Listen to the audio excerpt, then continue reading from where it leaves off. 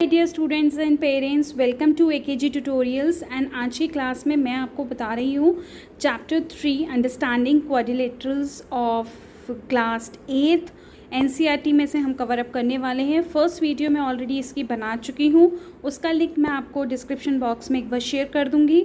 अब हम थोड़ा सा जल्दी कवर अप करने की कोशिश करेंगे, थोड़ा सा स्पीड बढ़ाएंगे। तो लास्ट वीडियो आप ज़रूर देख लेना और साथ के साथ अब ये इस वीडियो में स्टार्ट करते हैं। मैं कुछ टर्म्स आपको समझाऊंगी, इसमें अच्छे से हर एक चीज़ को अच्छे से एक्सप्लेन करूंगी। एंड जो क्वेश्चन बेस्ड हैं जो आपके एक्सरसाइज में, वो प्रॉपर्टीज़, ये वो वाली चीज़ें भी हम लोग सीखेंगे। तो आइए सबसे पहली टर्म ले लेते हैं, प्लेन सरफेस। एक्चुअली में प्लेन सरफेस होता क्या है, तो आइए देख लेते हैं। Plane surface, a flat surface like a paper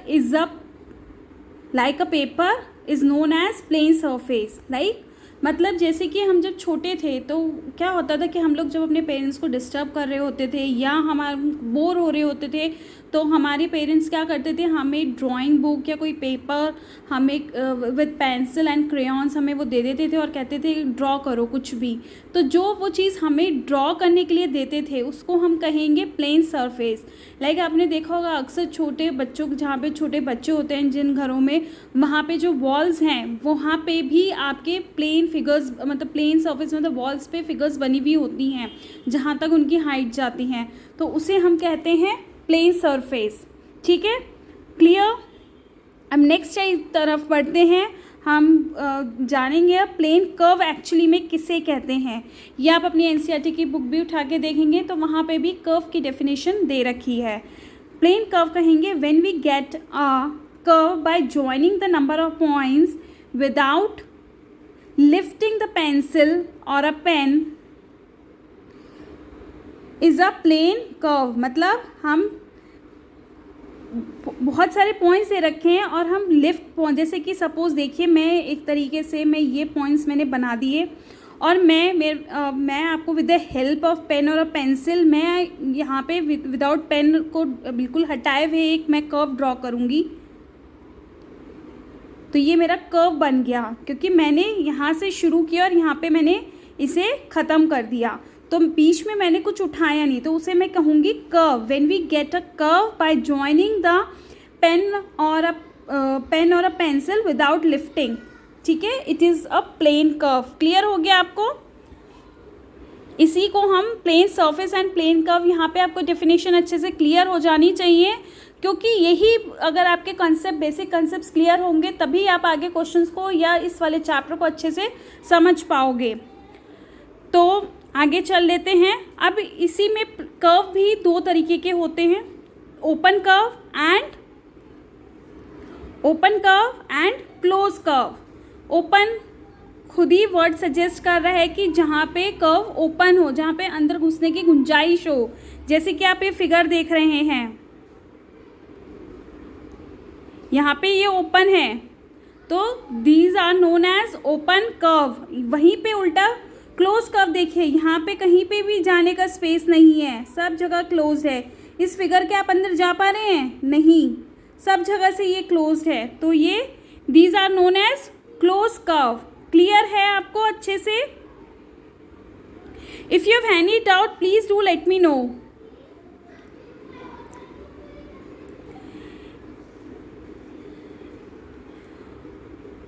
clear है अच्छे से? अगर आपको स्क्रीनशॉट लेना है तो you can alternatively take the screenshot as well.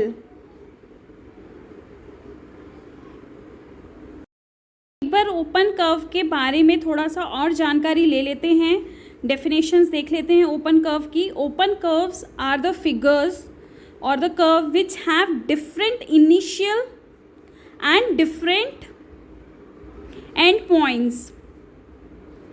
Different initial and different end points.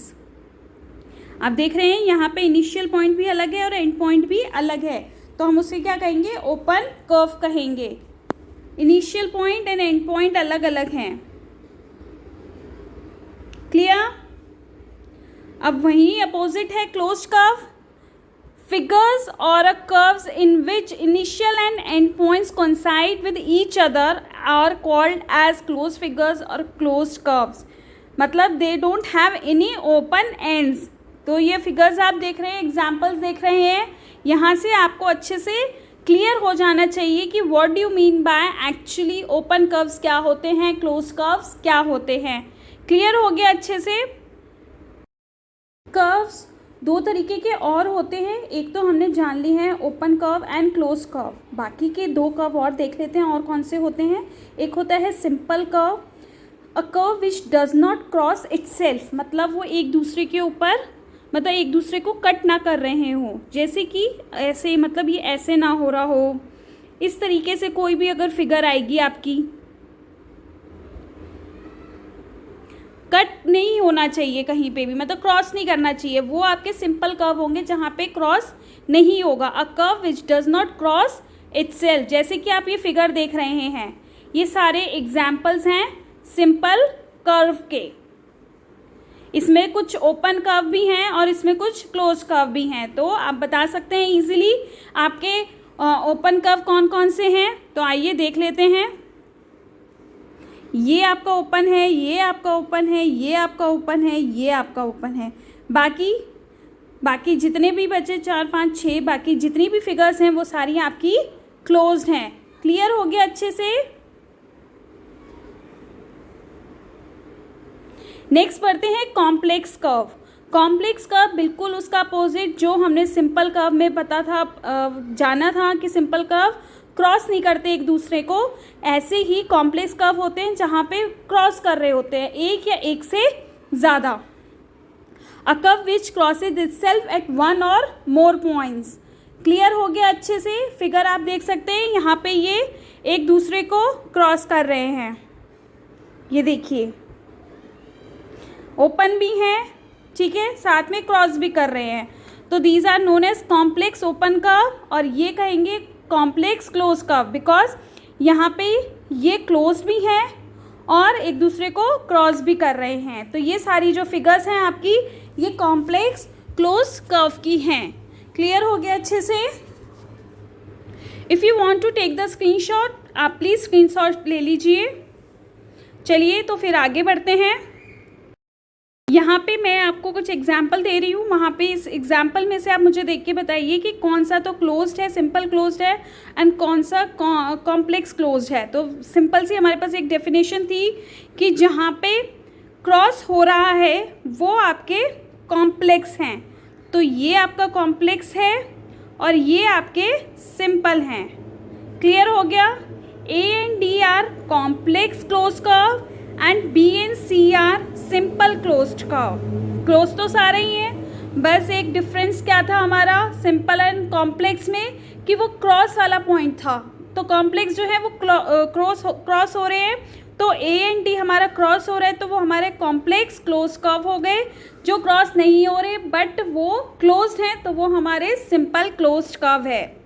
Clear हो गया अच्छे से आपको कि कर्व किसे कहते हैं एंड कर्व आपके कौन कौन से तरीके के होते हैं, ओपन कर्व, क्लोज कर्व, आपके simple curve and complex curve. Clear. फिर हम आगे बढ़ते हैं पॉलीगन पे, कि पॉलीगॉन किसे कहते हैं। ठीक है, सिंपल क्लोज कर्व, एक मतलब कुछ पॉइंट्स हैं इसमें जो हमें याद रखने हैं। पॉलीगन किसे कहते हैं, सिंपल क्लोज कर्व होना चाहिए वो, and straight line with the help of a straight line और अ लाइन सेगमेंट की हेल्प से वो बना हुआ होना चाहिए। अगर वो कहीं पे भी हल्का सा कर्व आ जाएगा, मतलब राउंड फिगर आ जाएगी, घूम रही होगी, फिर लाइन आपकी थोड़ी सी राउंड शेप में होगी, तो वो आपका पॉलीगन नहीं होगा। क्लियर। जैसे कि हम सर्कल को कह सकते हैं it's a curve but it's not a polygon. Clear हो गया।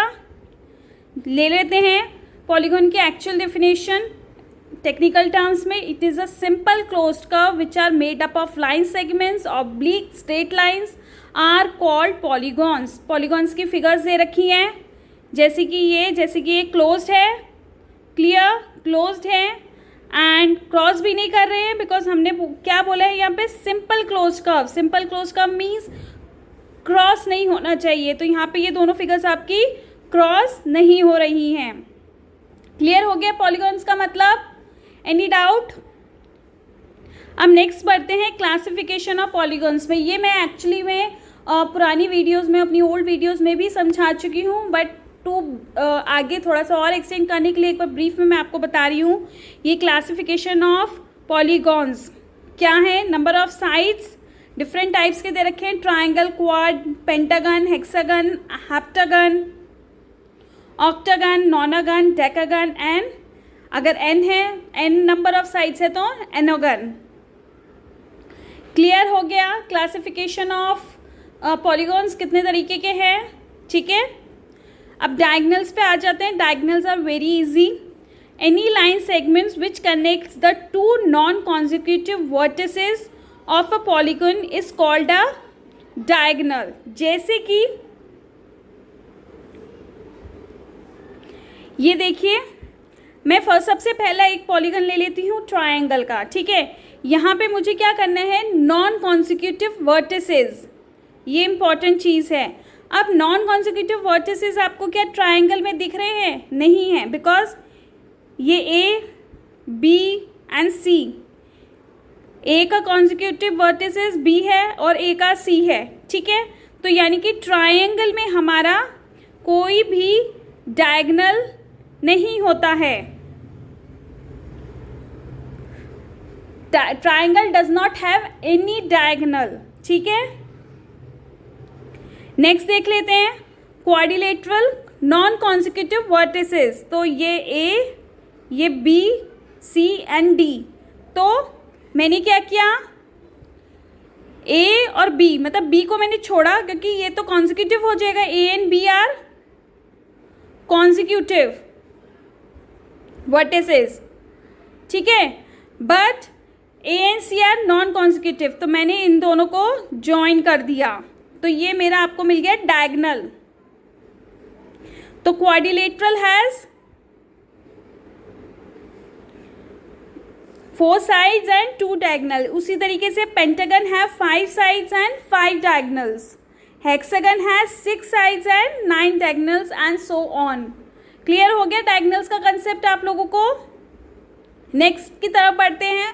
बहुत ही इजी सा टॉपिक है, interior and exterior of a closed curve.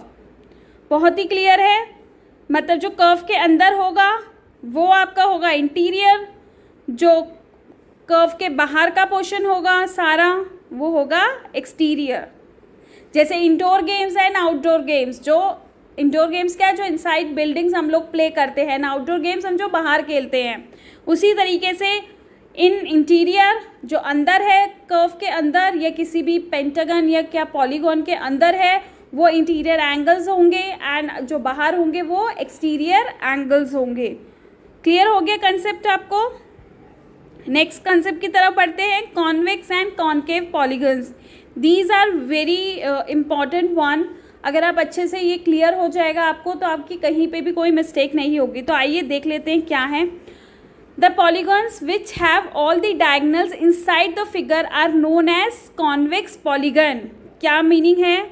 जिसमें सारे डायगनल्स, वो कौन सा पॉलीगन है? कॉन्वेक्स पॉलीगन वो पॉलीगन है जिस पॉलीगन में डायगनल इनसाइड द फिगर है। जैसे कि ये सामने आपको फिगर दिख रही है, यहाँ पे डायगनल अंदर की तरफ है, तो these are known as convex. Opposite है इसका concave. Concave as a word suggest cave, मतलब गुफा। तो ये देखिए, ये कुछ अंदर से गुफा सी टाइप की बन रही है ना, और आपका जो डायगनल है वो आउटसाइड दी फिगर है। एक डायगनल तो अंदर आ रहा है, दूसरा डायगनल बाहर आ रहा है। क्लियर है आपको कॉन्केव एंड कॉन्वेक्स पॉलीगन में? चलिए तो नेक्स्ट की तरफ बढ़ते हैं। अब है regular and irregular polygon. Regular polygon क्या होते हैं? All sides are equal and all angles are equal. Equiangular and equilateral, sides and angles are equal। Clear है? आगे देख लेते हैं। मतलब ये कंडीशन है, पॉलीगन अगर रेगुलर तभी होगा जब साइड्स भी इक्वल होंगी और एंगल्स भी इक्वल होने चाहिए, ठीक है। मतलब इक्विलेटरल ट्रायंगल हो जाएगा, स्क्वायर आपका equilateral triangle and square. All sides and all angles are equal, तो ये दोनों आपके रेगुलर पॉलीगन के एग्जाम्पल्स हो जाएंगे। Polygons that are not regular, ये आपके ये वाली एग्जाम्पल्स हो जाएंगे। Hence square is a regular polygon but a rectangle is not, as its angles are equal but sides are not equal, because rectangle में क्या होता है, सपोज ये वाली फिगर है ए बी सी डी, ठीक है, A B is equal to C D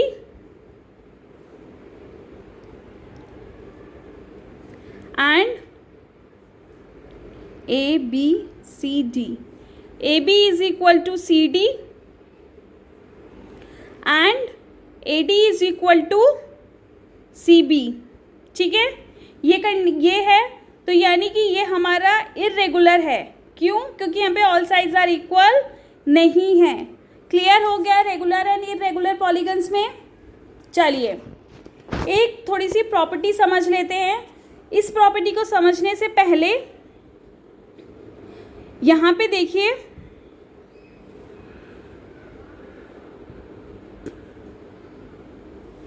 आपको एक प्रॉपर्टी पता होगी, sum of the interior angles of a triangle कितना होता है, 180 डिग्री। ये आपको पता होना चाहिए, इसे बोलेंगे angle sum property, angle sum property, ठीक है। इसी प्रॉपर्टी को ध्यान में रखते हुए हम ये आपका एक क्वेश्चन करेंगे जो आपका एक्सरसाइज का भी क्वेश्चन है। Sum of the angles of a quadrilateral is 360 degree. इसको हम दो तरीके में करेंगे। ये आप देख रहे होंगे कि ये जो वाली फिगर है, ये कौन सी फिगर है, ये कॉन्वेक्स क्वाड्रिलेटरल है। क्यों है बता सकता है कोई? क्योंकि इसमें जितने भी डायगोनल्स हैं वो इनसाइड दी फिगर आ रहे हैं, ठीक है। तो ये मैंने आपकी एक कॉन्वेक्स क्वाड्रिलेटरल बना लिया मैंने, ठीक है। मुझे प्रूफ करना है कि इसके जो एंगल का सम है वो 360 डिग्री है या नहीं है, वो मैं इसको आपको प्रूफ करके दिखाऊंगी। तो मैंने सबसे पहले क्या किया है, मैंने एक डायगोनल ड्रॉ कर लिया है, ठीक है। और जो एंगल बी और एंगल डी है वो मुझे वहाँ से दो एंगल मिल गए हैं, ये और ये, ठीक है।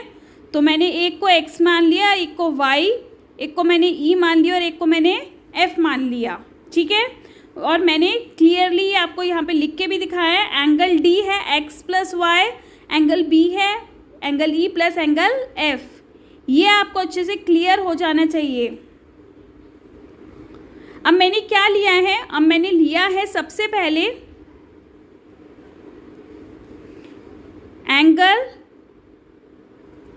ADB, ये वाला मैंने एंगल लिया है, ठीक है। अब मैं क्या करूंगी, मुझे पता है प्रॉपर्टी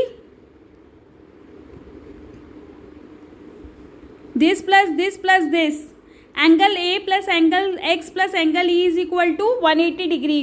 क्यों? क्योंकि एंगल सम प्रॉपर्टी हमें पता है, sum of the three angles of a triangle is 180 degree. ऐसे ही फिर मैंने अपोजिट एंगल ट्राइंगल ले लिया CDB। CDB से मुझे मिला angle C plus angle Y plus angle F is equal to 180 degree. अब मैं इन दोनों को ऐड कर दूंगी। अब मैं ऐड कैसे करूंगी, इसको 1 मान लिया, इसको 2 मान लिया, adding 1 and 2, angle left hand side को लेफ्ट हैंड साइड लिख दो, राइट हैंड साइड को राइट हैंड साइड लिख दो। तो आपका क्या मिला, angle A plus angle X plus angle Y आपका बन गया एंगल B, ठीक है। और angle E plus angle F क्या बना आपका, एंगल B, और angle C as it is लिख दिया। तो हमें प्रॉपर्टी प्रूव हो गई, angle A plus angle B plus angle C plus angle D is equal to 360 degree. ये आपका कॉन्वेक्स क्वाड्रिलेटरल का है। अगर यही क्वेश्चन आपका कॉनकेव में आ जाए, ये कॉनकेव में क्वाड्रिलेटरल में भी क्या 360 सम होगा, फिगर कुछ ऐसी है। अब मैं इसको क्या करूँगी, ये मेरे को फिगर है A B C and D, ठीक है। ये मैंने इस कॉनकेव पॉलीगन को मैंने दो हिस्सों में बांट दिया, ठीक है, डी से। तो अब मैं ये वाला ले लूँगी एक, और एक मैं ये वाला ले लूँगी। सेम यही आपको रूल अपनाना है, यही फॉर्मूला करना है, और आपका कॉनकेव क्वाड्रिलेटरल का भी आंसर 360 डिग्री ही होगा। क्लियर हो गया अच्छे से? Any doubt? If you want to take the screenshot please kindly take the screenshot. Next point की तरफ बढ़ते हैं।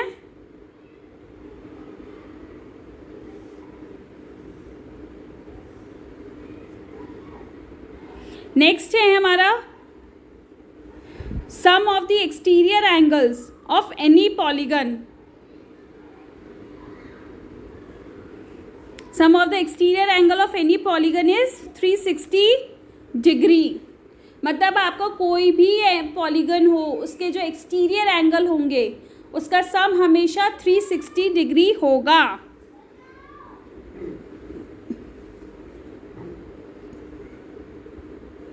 क्लियर? एक आपकी लीनियर पेयर की प्रॉपर्टी आ जाती है, जैसे कि ये अगर 80 दे रखा है तो आप ये निकाल लोगे लीनियर पेयर लगा के, क्योंकि इन दोनों का जो मेजर है, जैसे कि ये x है, तो angle x plus angle 80 is equal to 180 degree linear pair. तो आप ये 100 निकाल लोगे लीनियर पेयर प्रॉपर्टी, ठीक है। एक प्रॉपर्टी है आपकी, मतलब एक फॉर्मूला है आपका नंबर ऑफ एंगल्स या नंबर ऑफ साइड्स। अगर आपको किसी पॉलीगन की पता लगानी है तो आप कैसे निकालेंगे? Total of the exterior angle आपको पता है 360 degree, and divided by measure of each exterior angle. ध्यान रखिए, ऊपर भी एक्सटीरियर एंगल का टोटल है और नीचे measure of each exterior angle. ये आपको हमेशा ध्यान रखना है। नंबर ऑफ साइड्स या नंबर ऑफ एंगल्स अगर आपको पता लगाने हैं, इसके बेस पे भी क्वेश्चंस हैं, करेंगे वो आगे।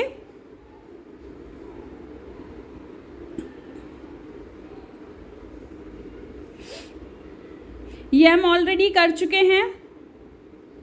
सम of the measure of exterior angle of a polygon is 360 degree. ये आपको फिगर्स दे रखी हैं। This is applicable to irregular polygon also. The sum will remain the same whether it is a regular or irregular polygon or small or large polygon. चाहे कितना ही छोटा हो, चाहे कितना ही बड़ा हो, चाहे वो रेगुलर हो, चाहे वो इरेगुलर हो, सम हमेशा कितना रहेगा? 360 degree. Sum of the exterior angle of any polygon will be 360 degree. Clear हो गया? Any closed polygon with 4 sides, 4 angles, 4 vertices are known as quadrilateral. ठीक है? It could be a regular polygon or irregular polygon. Sum of the interior angles of a quadrilateral 360 degree. ये अभी हमने proof भी कर लिया है थ्योरम में। और sum of the exterior angles of quadrilateral is 360 degree. ये बाय चांस है कि आपका इंटीरियर एंगल का सम भी और एक्सटीरियर एंगल का सम भी 360 डिग्री है। ये हमेशा नहीं ऐसा होगा, ठीक है। क्वाड्रिलेटरल के ही केस में ये ऐसा है कि एक्सटीरियर एंगल का सम और इंटीरियर एंगल का सम सेम है। क्लियर हो गया?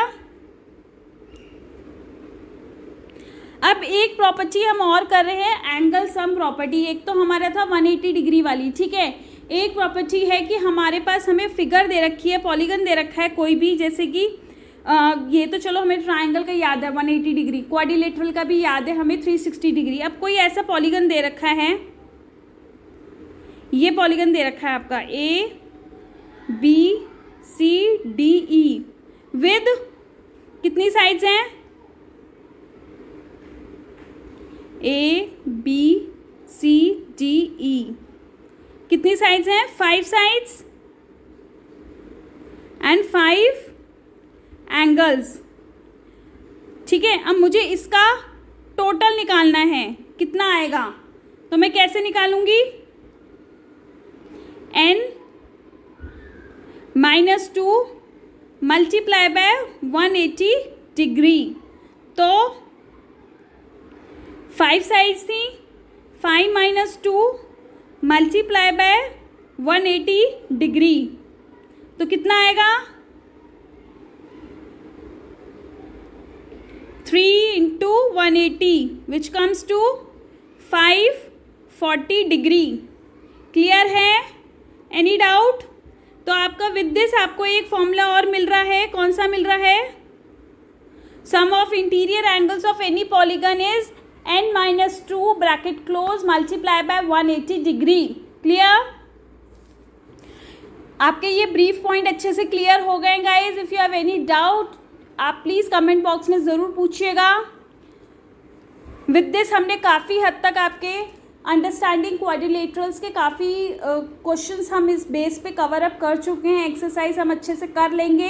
Exercise 3.1 and 3.2 based on this जो भी मैंने आज आपको कराया है इस वीडियो में, आप 3.1 एंड 3.2 विद एग्जाम्पल्स अच्छे से कर पाएंगे। एक बार आप NCERT बुक्स भी गो थ्रू ज़रूर कीजिएगा, ताकि कोई भी छोटे छोटे नोट्स हो या फिलअप्स के फॉर्म में कोई चीज़ बन रही हो तो आपको वो अच्छे से क्लियर हो जाए और माइंड में अच्छे से याद हो जाए। तो एक बार प्लीज़ NCERT बुक्स अपनी गो थ्रू ज़रूर कर लीजिएगा।